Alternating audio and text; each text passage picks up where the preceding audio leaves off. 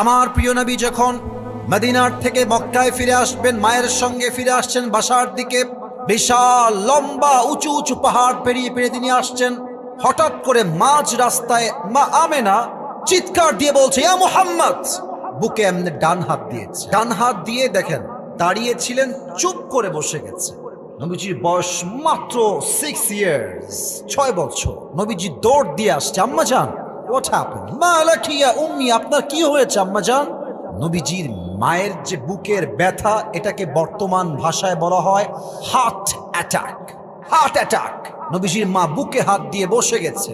নবীজি মাত্র 6 বছর বয়সের মোহাম্মদ, বাট মায়ের প্রতি শ্রদ্ধা, ভালোবাসা, মায়া, মমতা কত বেশি দিনাজপুরের ভাড়া। নবীজি বলছে, আম্মা জান আপনি আমার হাতে শুয়ে পড়েন। সুবহানাল্লাহ, পড়েন না সবাই আপনারা? নবীজি 2 হাত এমনে। যুবক ভাইরা, এই জায়গায় নিজের মাকে বসাও, তবে নবীর কষ্ট তুমি আজকে ফিল করবা, যে নবীর কষ্ট কত বেশি ছিল এবং কত বছর বয়স থেকে নবী আমার কষ্ট দেখা শুরু করেছে। 2 হাত পেতে দিয়েছে। প্রিয় নবীজির মা 2 হাতে শুয়ে গেছে। এবার আমার সবাই চোখ দেখেন, আমার চোখ দেখেন। নবীজি মায়ের দিকে তাকিয়ে আছেন, একদম পলকহীন, এক পলকে তাকায় আছে। আবার নবীজির মাও নবীজির দিকে তাকায় আছে। দুইজন দিকে তাকিয়ে আছে। নবীজির মাও কান্না করছে, নবীজিও কান্না করছে। আয় হায়, কি দৃশ্য, কি নির্মম ইতিহাস। আম্মা আপনার কি হয়েছে? আপনি কি ঠিক আছেন আম্মা জান? হায় হায়, নবীজির মা নবীকে সর্বশেষ মাত্র 3টা বাক্য বললেন। বলেন সবাই, কয়টা বাক্য বললেন? 1 নাম্বার, ইয়া মুহাম্মদ কুল্লু জাদীদিন বার, প্রত্যেক নতুন জিনিস একদিন পুরাতন হয়ে যায়। ওয়া কুল্লু হাইয়িন মাইয়িত, প্রত্যেক জীবন্ত মানুষ একদিন মৃত হয়ে যায়। ওয়ালাকাদ ওয়ালাদতু তুহরা, বাট আমি আমেনার বিশ্বাস, আমি আমার গর্ভে এমন এক সন্তানকে লালন করেছি, এমন এক সন্তান জন্ম দিয়েছি যার আলোতে পুরো পৃথিবীটাই আলোকিত হয়ে যাবে। সুবহানাল্লাহ। এই কথা বলেই নবীজির মা ইন্তেকাল করলেন। নবীর মা ইন্তেকাল করার পরে নবীজি চিৎকার দিয়ে ডাকছেন, আম্মা আম্মা আপনি ওঠেন, আম্মা জান আপনার কি হয়েছে? নবীর মা কোনো কথাই বলে না। একটু পর উম্মে আইমান দৌড় দিয়ে আসে, নবীজির দাসী ছিলেন উম্মে আইমান, এসেই বলছে, মুহাম্মদ সাইড হও। আমি যখন ওমরাহ করতে গেলাম, আমি অবাক হলাম, নবীজির মায়ের যেখানে কবর দেওয়া হয়েছে, আমার যুবক ভাইরা, মুরব্বীরা, এই পুরো জায়গাটা হচ্ছে পাথরের এরিয়া, পাথর, মাটিতেও পাথর, চতুর্পাশে পাথর আর পাথর। আমি জাস্ট ভাবলাম কবরটা দিল কেমনে। পাথরগুলো সরিয়ে মাটিকে খনন করে নবীর মায়ের লাশ ওখানেই দাফন করে দিয়েছে। হাদিসে আসছে নবীজিকে নিয়ে উম্মে আইমান বাসায় যাবে, তো নবীজি এদিকে তাকান, আমার 2 হাত দেখেন, 2 হাত কবরে এমনি দিয়েছে আমার প্রিয় নবীজি, আর এই কপালটা কবরের মাটির সাথে লাগিয়ে ডাকছে, আম্মা আম্মা আপনি কোথায়? আপনি ওঠেন আম্মা, আমরা বাসায় যাব। বাট নবী তো বোঝে নাই যে মা তো আমার জীবন আর কখনো ফিরে আসবে না, শেষ মা। উম্মে আইমান বলছে, মুহাম্মদ চলো, গো ব্যাক, ফিরে চলো। মুহাম্মদ ওঠে না, আমার নবীজি ওঠে না।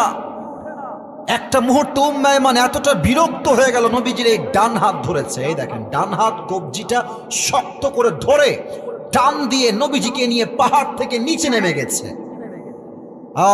নবীজি ওই দূর থেকে উম্মে আইমানের হাত কেমনে ঝাটকা দিয়ে ছেড়ে দিয়ে আবার মায়ের কবরের কাছে চলে আসছে, আম্মা ওঠেন, আমরা একসঙ্গে বাসায় যাব। আল্লাহু আকবার, কি নির্মম দৃশ্য, কি কষ্টের দৃশ্য।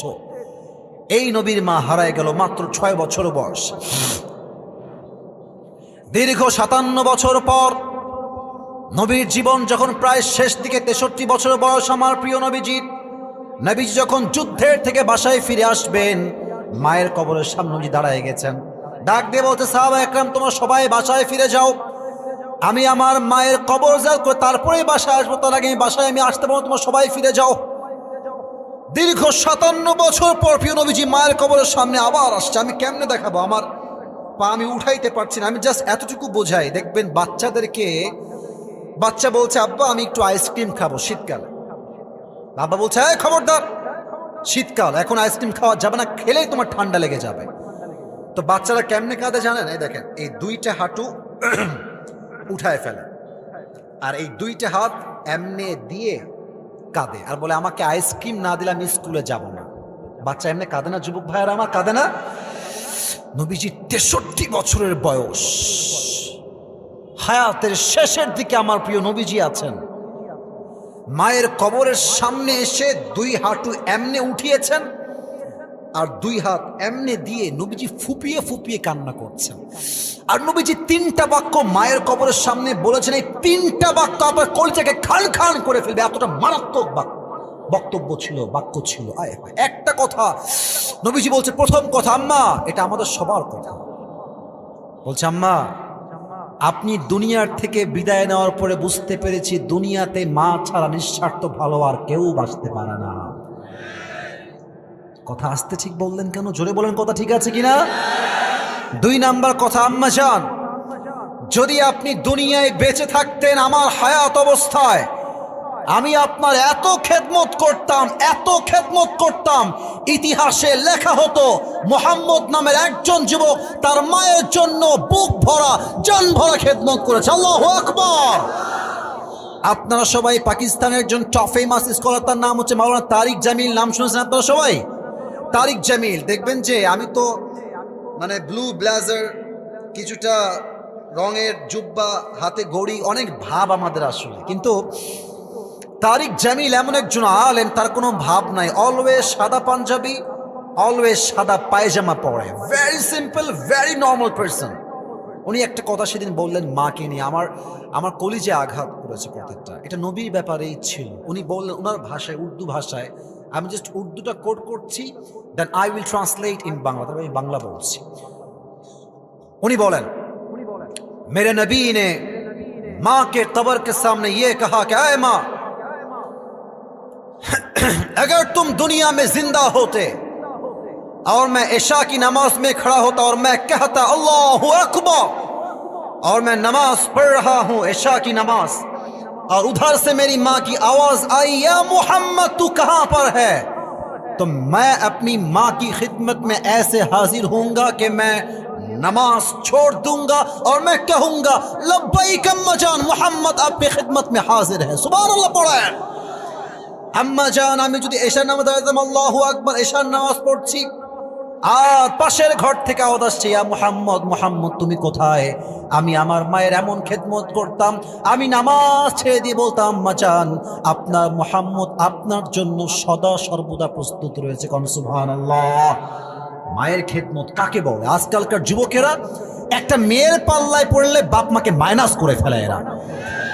আরে বেটা, মেয়ে মানুষ আসবে আর যাবে, বাপ মা জীবনে আছে, এখনো আছে, আগামীতেও থাকবে। যুবক ভাইরা আমার, বিপদে পড়লে বুঝবা বাপ মা ছাড়া আসলে হাত ধরার মতো কেউ নাই। যুবক ভাইরা আমার তো এখন কিছুটা হলেও বয়স হয়েছে।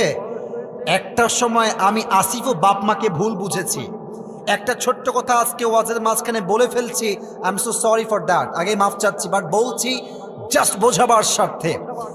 আমি যখন ছাত্র বয়সে ছিলাম আমার মোবাইলের প্রতি খুব একটা নেশা ছিল, মোবাইল চালাতে আমার খুব ভালো লাগতো, মোবাইল দেখলে খুব ভালো লাগতো আমার। তা আমি নিজে জোর, সাদা পাঞ্জাবি, এই বসো, সাদা প্যান্ট বসো, এই যে মাঝে নীল নীল জামা বসো, এত সহজ না বাবু, তুমি উঠে গেলে হবে না তো এখানে, তুমি সাথে তোমার জীবনটাই বৃথা। যুবক ভাইরা আমার, ঠিক কিনা বলো? এখানে আসা যাবে, বসাও যাবে, ঘুমানোও যাবে, বাট উঠে যাওয়া যাবে না। যুবক ভাইরা আমার মনে আছে আমি একবার মোবাইল কিনেছিলাম নিজের টাকা দিয়ে জমায়। তো মোবাইলটা কিনেছি, 1-2 মাস চুরি করে চালিয়েছি। খুব দুষ্টু ছিলাম আমি ছাত্র সময়ের, সত্য কথা। তো আমার আব্বার কানে খবর গিয়েছে যে আসিফ মোবাইল কিনেছে, অ্যান্ড্রয়েড ফোন, লুকিয়ে লুকিয়ে সে ফোনটা ইউজ করে। তো আব্বা আমাকে ডাকলো। আমার আব্বা একজন খতিব, একজন স্কলার, একজন মাদ্রাসার বড় প্রিন্সিপাল। বললো আসিফ আব্বু তুমি কি মোবাইল ফোন কিনেছো? আমি বলছি আমি তো কিনি না আব্বা। বলছে আমি জানি তুমি কিনেছো আব্বা। তো আব্বা তোমার তো বয়স খুবই কম, তুমি তো ভালো ছাত্র, তুমি অলওয়েজ পরীক্ষায় 1 নাম্বার হও, তুমি 1 নাম্বার কিন্তু আর হইতে পারবো না, তোমার ফোনটা আমাকে দিয়ে দাও, তুমি আর একটু বড় হও, আমি তোমাকে সবচেয়ে দামি ফোন কিনে দিব। আমি বললাম আব্বা প্লিজ, একটা ফোন অনেক কষ্টে কিনেছি, তুমি ফোনটা নিও না। আব্বা বলে ইয়েস নিতেই হবে, বলে নো দেওয়া যাবে না। তা আমার আব্বা আমাকে জীবনেও মারে নাই। আমার এই 25-30 বছরের জীবনে আমার আব্বা আমাকে কোনোদিন গায়ে হাতই তোলে না, কোনো দিনও না। ওই প্রথম দিন আমাকে গরুর মতো পিটাইছে। সেই মায়েরা উল্টাই ফেলছে। বিশ্বাস করেন যুবক ভাইরা, আমি বলছি মজার জন্য নয়, হাসির খোরাক নয়, বিশ্বাস করেন সেদিন আমি খুব কষ্ট পেয়েছি আব্বার উপর। যে আব্বা, জীবনে তুমি আমাকে মারলে না, আজ তুমি আমাকে এত মারলো আব্বা। 1 মাস প্রায় 1.5 মাস আব্বার সঙ্গে আমি কথাই বলি নাই। বাট এখন বুঝি যে ওই মারটা দেওয়া 100 ঠিক ছিল। ওই মারটা সেদিন না দিলে আজকের আসিফ আমি আবরারুল হক আসিফ হইতে পারতাম না দিনাজপুরের ভাড়া। তা আব্বা আম্মাদের শাসন করে এর মানে আব্বা আম্মা খারাপ নয়, বয়স হলেই বুঝবা আব্বা আম্মাই ঠিকঠাক ছিল যুবক ভাড়া আমার। আচ্ছা, এবার দেখেন নবীজির মা হারায় গেল, আব্দুল মুত্তালিব মারা গেছে, চাচাও মারা গেছে, খাদিজাও মারা গেছে। নবীর মোট 4টা পুত্র সন্তান। বলেন সবাই কয়টা? 4টাই দুনিয়ার থেকে বিদায় নিয়েছে। আমার প্রিয় নবীজি হাতিমে কাবা, কাবার সঙ্গে হেলান দিয়ে এমনি বসে আছেন, 2 চোখ দিয়ে গল গল গল গল করে পানি পড়ছে। নবীজির আদরের সাহাবী আনাস রাদিয়াল্লাহু তাআলা আনহু আসছে, ডাক দিয়ে বলছে, নবী আপনি কাঁদছেন কেন? আপনার চোখের কোঠায় পানি কেন? নবীজি বলছে, আনাস, জন্মের পূর্বে আব্বা নাই, জন্মের মাত্র 6 বছর পরে মা নাই, আব্দুল মুত্তালিব দাদাও নাই, আবু তালেব চাচাও নাই, খাদিজা তাও নাই, 4টা ছেলে তাও নাই। কাফেররা আমাকে বলছে, এই মুহাম্মদ, তোর বংশের লেজ কাটা, তাই তোর কোনো ছেলে বেঁচে থাকে না। নাউজুবিল্লাহ পড়বেন না আপনারা? না, এটা মুসলমানদের নাউজুবিল্লাহ হয় নাই। আরেকবার কোন সবাই মিলে নাউজুবিল্লাহ। হে আনাস, আমার কানে খবর আসছে কাফেররা সুমাইয়াকে সবাই মিলে গণধর্ষণ করেছে। ইস, শুধু গণধর্ষণ নয়, আমি বলতে লজ্জা পাচ্ছি, আবার আমাকে হাদিসটা বলতেই হবে। সুমাইয়া ডান পা এমনি এই দিকে দিয়েছে, ডান পায়ে প্যারেক মেরেছে, বাম পা এই দিকে দিয়ে বাম পায়ে প্যারেক মেরেছে। গণধর্ষণ করে লজ্জাস্থান থেকে ব্লিডিং বের হচ্ছে, ওই অবস্থায় 2 পা 2 দিকে দিয়ে প্যারেক দিয়ে বেঁধে দিয়েছে, পা দিয়ে রক্ত বের হচ্ছে। ওই সময় সব কাফেররা তীরকে নিশান করে সুমাইয়ার লজ্জাস্থানে তীর নিক্ষেপ করে সুমাইয়াকে ওই জায়গাতেই মর্মান্তিকভাবে শহীদ করে দিয়েছে। বলেন সবাই নাউজুবিল্লাহ। এই কষ্টের খবর শুনে আমি হতাশ, আমি কষ্টে আছি আনাস। তো দেখেন, আমি আসিফ কথা বলছি, একবার ডানে তাকাই, একবার এদিকে তাকাই, একবার এই দিকে তাকাই, সব দিকে তাকাই। তো আনাস নবীজির কথা শুনতে শুনতে জাস্ট চোখটাকে একটু নিচে নামিয়েছে, একটু, জাস্ট ফর সার্টেন মোমেন্ট, কিছু মুহূর্তের জন্য।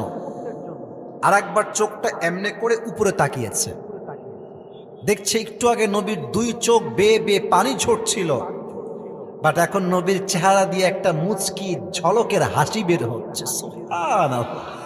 আনাস বলছে, ইয়া রাসূলুল্লাহ, আপনি তো কাঁদছিলেন, একটু আগে আপনার চোখ দিয়ে পানি পড়ছিল, আপনি হাসছেন কেন নবী? হে, নবীজি বলছে, Anas, you didn't see that and you can't see that, তুমি দেখো না, তুমি দেখতেও পারবা না। এই মুহূর্তে জিব্রাইল আমাকে এসে সূরা কাউসার গিফট করে গেল। পড়েন না সবাই মিলে সুবহানাল্লাহ। এই মুহূর্তে সূরা কাউসার আল্লাহ তাআলা নাজিল করেছেন। তবে হ্যাঁ, অনেকে এখন প্রশ্ন করবে, হুজুর তাফসীর তো বুঝলাম, ঠিক আছে, শানে নজুল বুঝলাম, কিন্তু প্রশ্ন হতে পারে যে নবীর হারিয়েছে 4 জন সন্তান, পুত্র সন্তান। তো যদি আল্লাহ বলতেন নবী 4টা ছেলে হারিয়েছে, একটা ছেলে আবার দিলাম, একে নিয়ে সান্ত্বনা নিয়ে নেন, যে আর একটা ছেলে আমি পেয়ে গেছি, একে নিয়ে বাকি জীবন কাটায় দিব। বাট ছেলে হারিয়ে গিয়েছে, কিন্তু আল্লাহ দিচ্ছে পানি। কাউসার আসলে কি ভাই? এটা পানি, হাউজে কাউসার। তো এখন প্রশ্ন হতে পারে, হুজুর হারিয়েছে ছেলে, পানি দিচ্ছে কেন? উত্তর তাফসীরে পেয়েছি আমি মোট 4টা। শুনবেন নাকি শেষ করতে হবে? বলেন সবাই, শোনা যাবে কি যাবে না? 1, নবী হে, 4টা ছেলে আমি উঠিয়েছি, এটা ঠিক আছে, আপনি মন খারাপ করবেন না। 4টা ছেলের পরিবর্তে আমি আল্লাহ তাআলা পুরো বিশ্বে আপনার জন্য কোটি কোটি রুহানি সন্তান দান করে দিব। ঠিক কিনা বলে? আমার তো বিশ্বাস দিনাজপুরের ভাইরা, শুধুমাত্র বাংলাদেশ নয়, আমেরিকা নয়, ফ্রান্স নয়, জাপান নয়, চীন নয়, লন্ডন নয়, পৃথিবীর যেই প্রান্তে নবীর শানে একটা কটূক্তি হবে, পুরো বিশ্বের মুসলমান ঐক্যবদ্ধ হয়ে তার বিরুদ্ধাচরণ করবে। যুবক ভাইরা আমার, নবীকে আল্লাহ তাআলা কোটি কোটি সন্তান দিয়ে 4 জন ছেলের বদলে। 2, আমাদের দেশে দেখবেন কিছু পীরের মাজার আছে, 1 নাম্বার ভণ্ড পীরেরা। সবাই না, আবার বলছি সবাই না। দেখবেন বাপ ছিল পীর, ছেলে হয়ে গেছে পীর। ইভেন দেখবেন ছেলে তো পীর, বাপ ভালো পীর ছিল, বাট ছেলে গাঞ্জা খেয়ে কুল পায় না।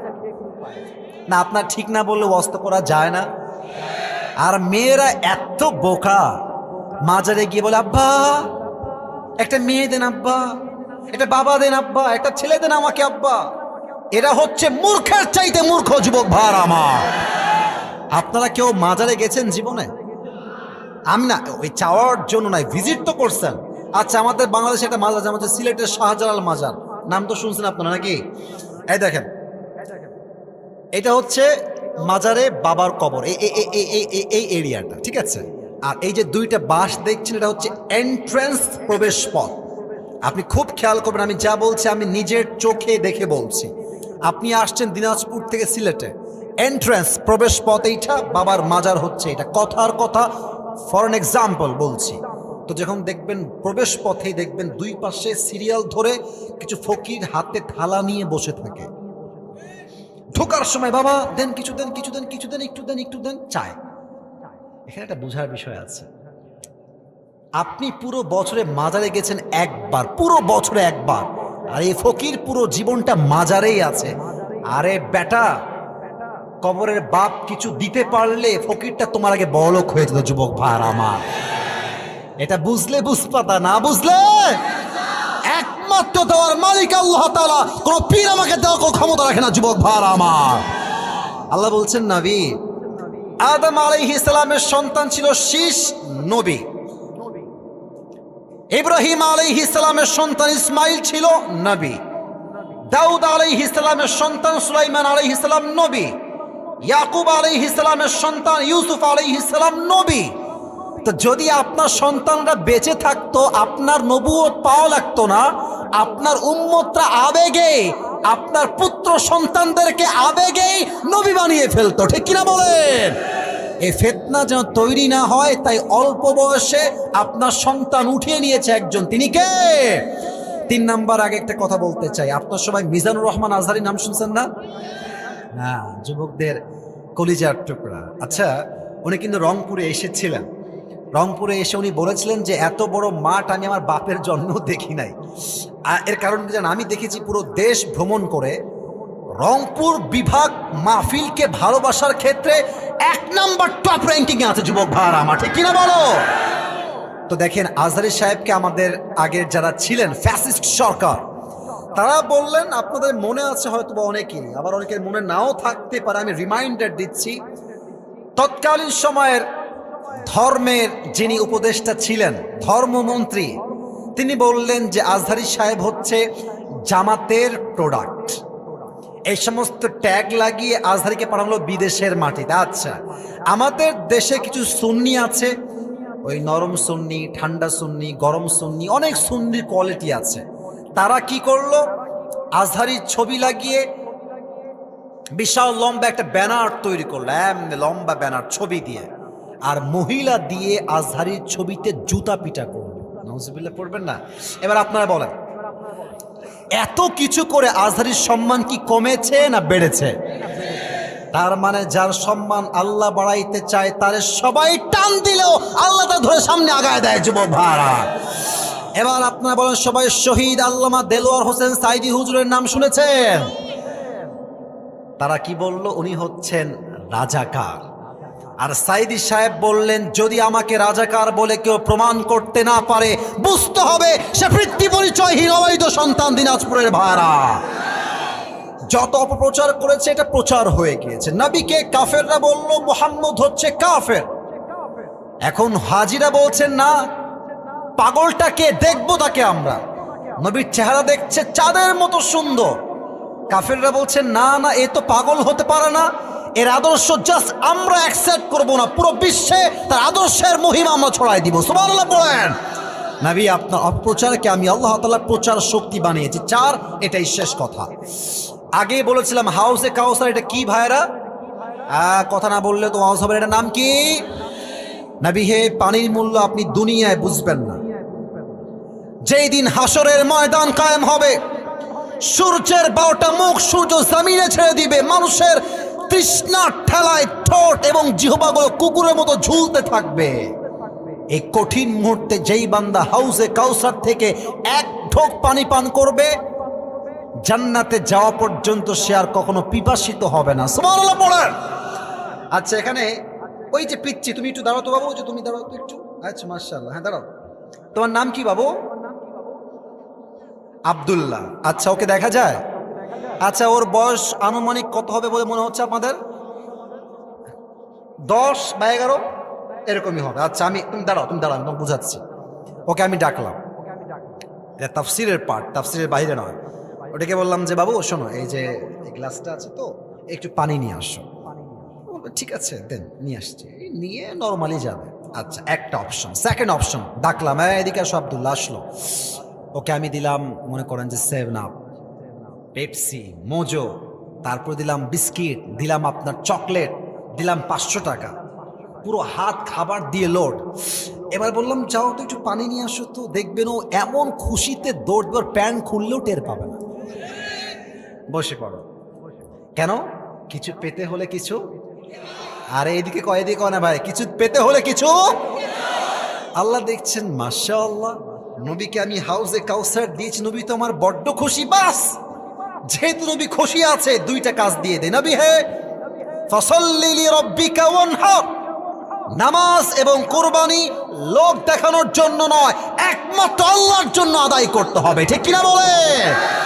আমাদের উত্তরবঙ্গে একজন হুজুর আছে, তার নাম হচ্ছে, আপনারা হয়তো বা শুনেছেন, বজলুর রশিদ হুজুর। কেউ নাম শুনছেন না?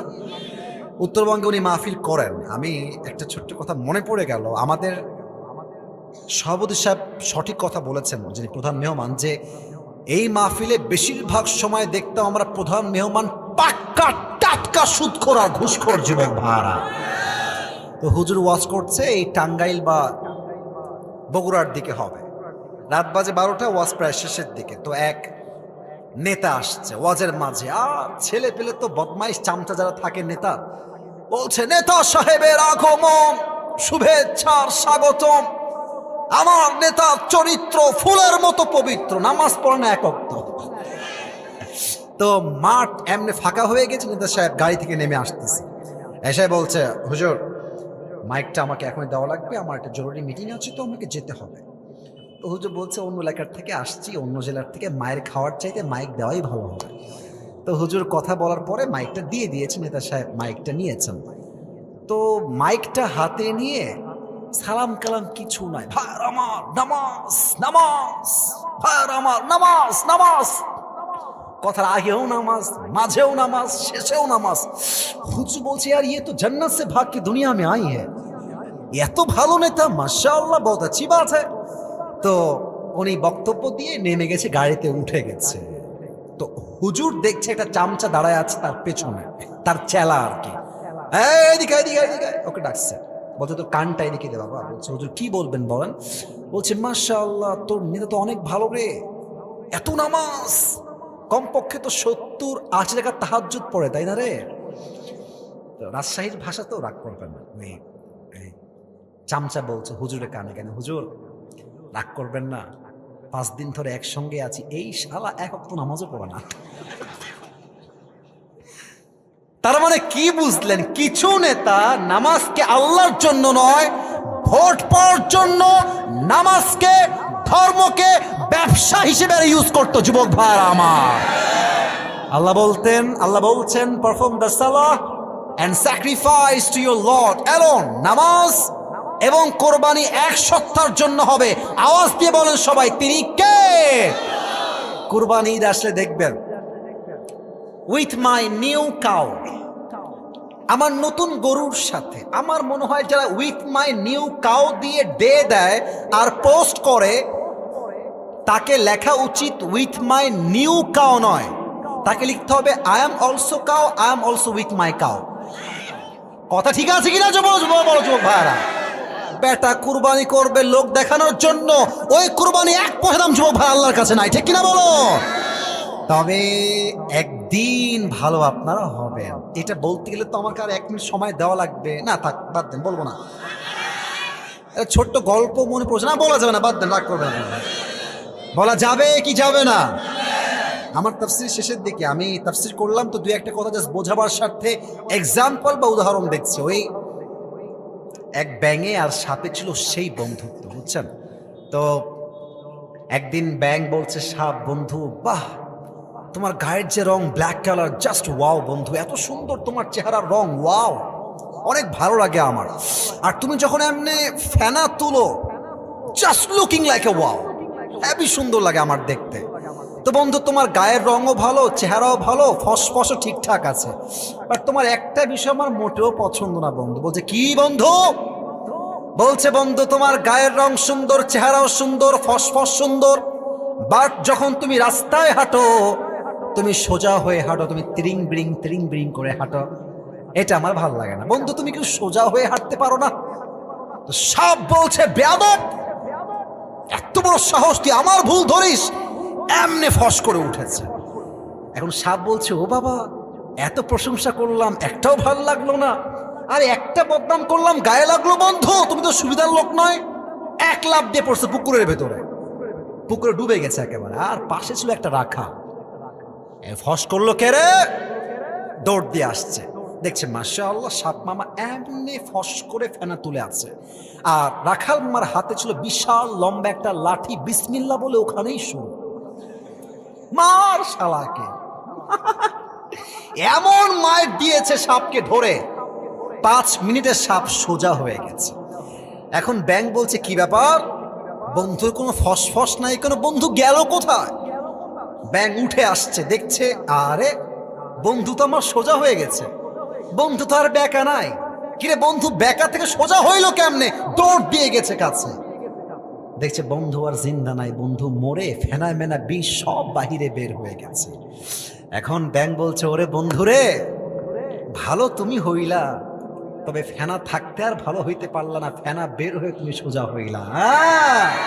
তো ভালো আপনারা একদিন হবেন, বাট যৌবনের চাকা বড় মারাত্মক চাকা যুবক ভাইরা, এই যৌবনের যন্ত্রণা হাজার হাজার যুবককে নামাজি হতে দেয় না যুবক ভাইরা আমার।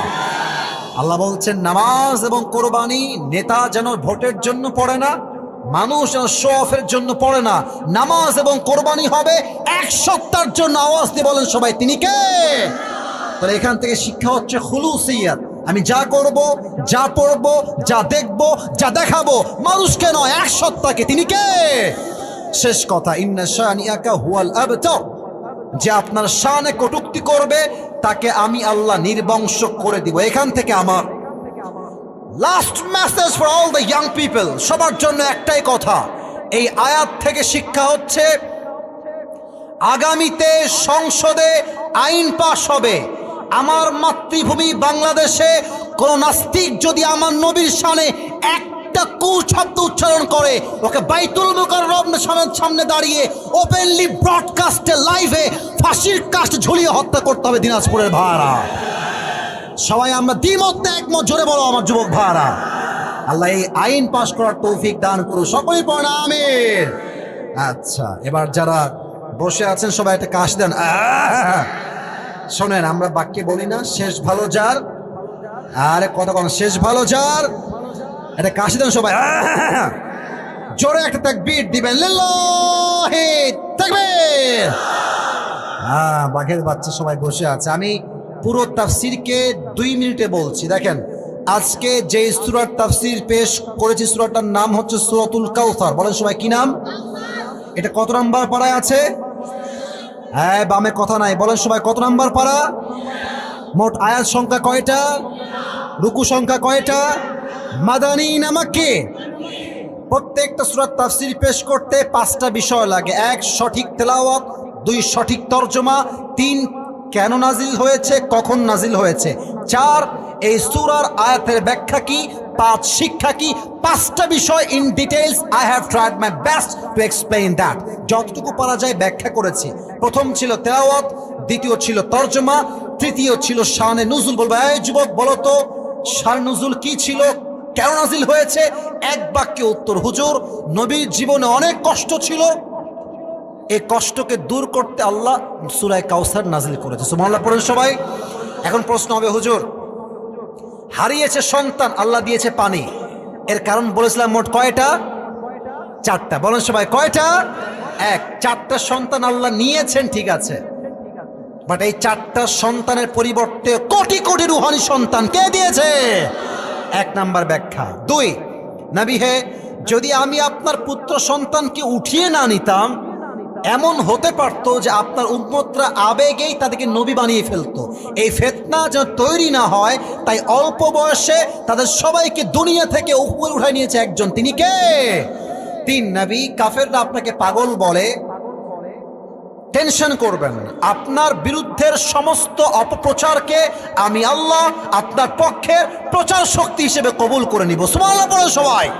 চার নাম্বার, নবী, পানি কেন দিয়েছি? পানির মূল্য আপনি দুনিয়ায় বুঝবেন না, বুঝবেন কিয়ামতের সেই কঠিন দিবসে, যেই দিন সূর্যের 12টা মুখ সূর্য জমিনে ছেড়ে দিবে, সূর্যের তাপে মানুষের জিহ্বাগুলো বাহিরে বের হবে, কুকুরের মতো ঝুলতে থাকবে। ওই কঠিন মুহূর্তে যেই বান্দা হাউজে কাউসার থেকে এক ঢোক পানি পান করবে, জান্নাতে যাওয়া পর্যন্ত সে আর কখনো পিপাসিত হবে না। সুবহানাল্লাহ পড়ে সবাই।